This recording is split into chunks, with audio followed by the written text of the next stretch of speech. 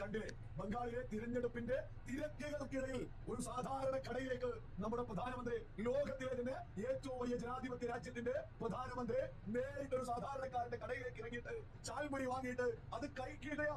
സകല ലോകം ഇത് ഉറ്റുനോക്കുക. നാഷണൽ മീഡിയാസൊക്കെ തന്നെ ഇത് വലിയ രീതിയിൽ ചർച്ചയായി. ലോകം ഉച്ചു സാധാരണക്കാരുടെ ഇടയിൽ കണ്ടില്ലേ നമ്മുടെ മോദീനെ.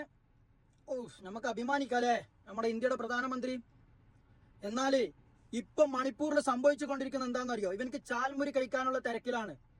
ഈ ഒരു സമയത്ത് പശ്ചിമ ബംഗാളിൽ നടക്കുന്ന തെരഞ്ഞെടുപ്പ് തമിഴ്നാട്ടില് ഇവൻ കാണിക്കുന്നത് എന്ന് പറഞ്ഞാല് തെരഞ്ഞെടുപ്പ് ചട്ടലംഘനമാണ് മോദി ഇപ്പൊ കാണിച്ചുകൊണ്ടിരിക്കുന്നത്. അതൊക്കെ പോട്ടെ, ഇപ്പം മണിപ്പൂർ നടന്നുകൊണ്ടിരിക്കുന്നത് നമുക്കറിയാം. 2 സ്ത്രീകളെ നഗ്നമായിട്ട് റോഡിലൂടെ നടത്തിയത് ഇത് കുറച്ച് മുമ്പ് കേട്ടതാണല്ലേ.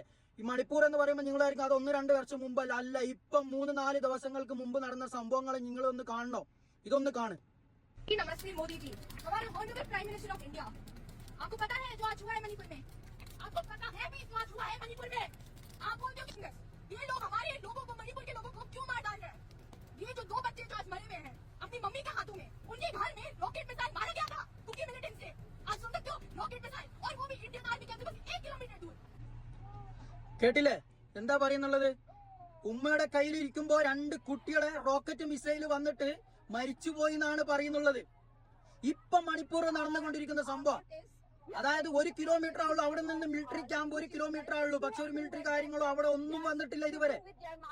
നമ്മൾ എന്താണ് നിങ്ങളോട് ചെയ്തത്? നമ്മൾ എന്താണ് ഈ രാജ്യത്തിനോട് ചെയ്തത്? നമ്മളെന്താ ഈ രാജ്യത്തിലെ ആളുകളല്ലേ എന്നാണ് അവർ ചോദിക്കുന്നുള്ളത്. ഒന്നും മനസ്സിലാക്കി നോക്ക് മനുഷ്യന്മാരെ. നമ്മൾ ഈ മലയാള ന്യൂസ് അല്ലാതെ ഒന്ന് പുറത്തുള്ള ന്യൂസുകളും നോക്ക്.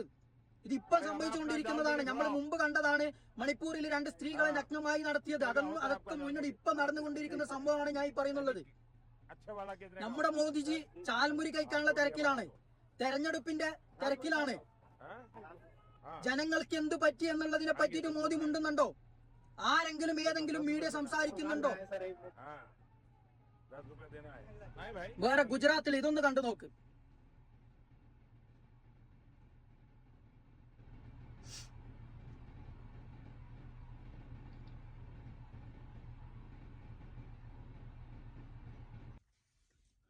ഇതെന്താ സംഭവം എന്നറിയോ?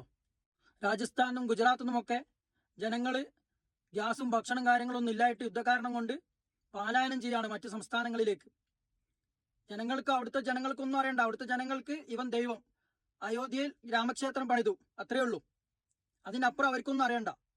അതായത് ഈ രാജ്യദ്രോഹികൾ ചെയ്യുന്നത് ബ്രിട്ടീഷുകാർ പോലും നമ്മളെ ഇന്ത്യയെ ഇത്രത്തോളം ചൂഷണം ചെയ്തിട്ടുണ്ടാവില്ല എന്ന് മാത്രമേ എനിക്ക് പറയാനുള്ളൂ.